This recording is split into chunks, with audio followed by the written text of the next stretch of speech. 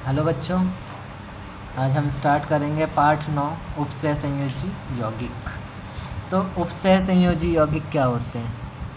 ऐसे यौगिक जिनमें उपसय संयोजक बंध पाए जाते हैं उन्हें बोलते हैं उपसय संयोजी यौगिक। तो बेटा आज बिना स्केच के यानी पेन से पढ़ेंगे हम, कोई दिक्कत नहीं है। उपसय संयोजी यौगिक ऐसे यौगिक जिनमें उपसय संयोजी बंध पाए जाते हैं। तो लिगैंड क्या होता है? ऐसे परमाणु, अणु या आयन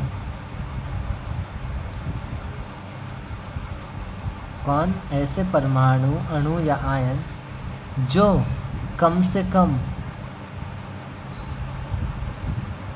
एक एकांकी युग्म इलेक्ट्रॉन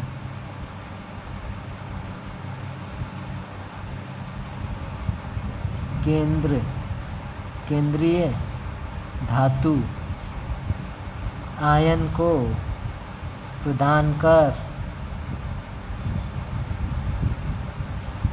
उपसय संयोजक बंध बनाए।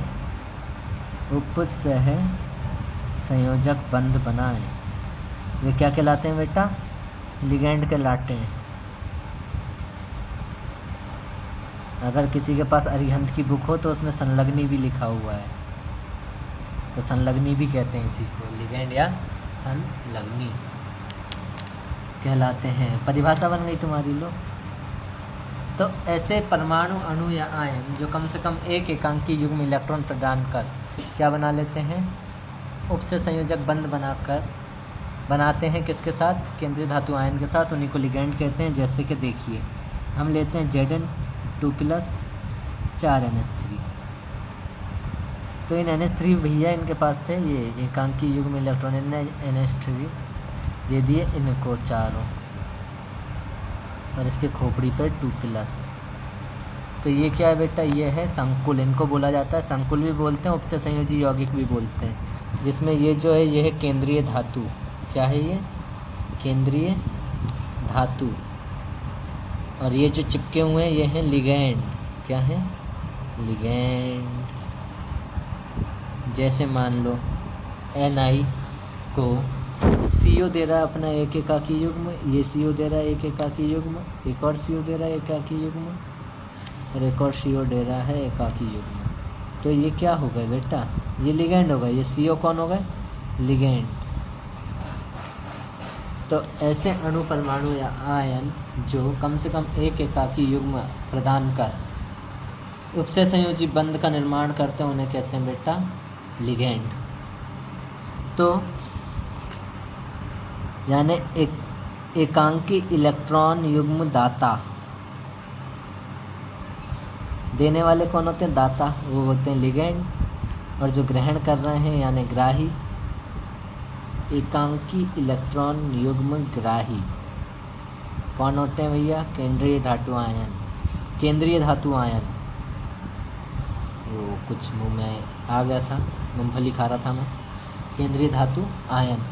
तो एकांकी इलेक्ट्रॉन युग्म ग्रहण करने वाले कौन होते हैं? केंद्रीय धातु आयन।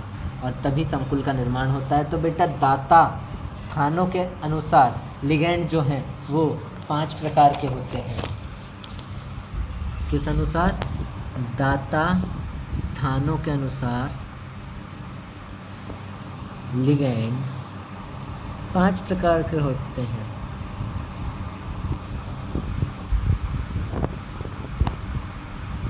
पांच प्रकार के होते हैं। पहले होते हैं बेटा एक दंतुर, जिनका एक दांत हो, मतलब एक जगह से इलेक्ट्रॉन युग्म दें, यानी एक एकांकी इलेक्ट्रॉन युग्म दाता। इलेक्ट्रॉन युग्म दाता ये होते हैं एक दंतुर लिगैंड। दूसरे होते हैं बेटा द्विदंतुर। इसके उदाहरण अपने यही हैं F-Cl- Br- Cn- NH3 आदि। दूसरे होते हैं बेटा द्विदंतुर। इनके पास 2 दाता स्थान होते हैं। कितने होते हैं? 2 दाता स्थान। पहले एक थे, अब 2 हैं। नो प्रॉब्लम बेटा, लाइट गई हमारे यहाँ। 2 दाता स्थान होते हैं। 2 दाता स्थानों में से पहला होता है EN, जैसे EN बेटा इसका पूरा नाम है एथिलीन डायएमीन। एथिलीन डायएमीन। तो इसमें ऐसा होता है, ये NH2 CH2 CH2 NH2। तो बेटा नाइट्रोजन के पास 5 इलेक्ट्रॉन होते हैं आउटर मोस्ट शेल में, पर उसने 3 बॉन्ड बनाए तो 2 इलेक्ट्रॉन बच गए। ये बच गए, देखो यहाँ से भी देगा यहाँ से भी देगा, तो जब ये 2 जगह से दे तो द्विदंतुर, 2 दांत वाला। उसके बाद 3 दांत वाला त्रिदंतुर, त्रिदंतुर जिनके पास 3 स्थान हो, 3 दाता स्थान। इसी प्रकार होता है बेटा चतुर्दंतुर, चतुर्दंतुर, चतुर्दंतुर भी बोल सकते हो, जिसके पास 4 दाता स्थान हो। इसके बाद होता है बेटा षटदंतुर, इनके एग्जाम्पल आपको बुक में मिल जाएंगे, बुक का भी इस्तेमाल कीजिए थोड़ा थोड़ा। 6 दाता स्थान, 6 दाता स्थान में बता देता हूँ मैं आपका। EDTA होता है, EDTA में पूरा नाम है एथिलीन डायमीन टेट्राएसीटेटो।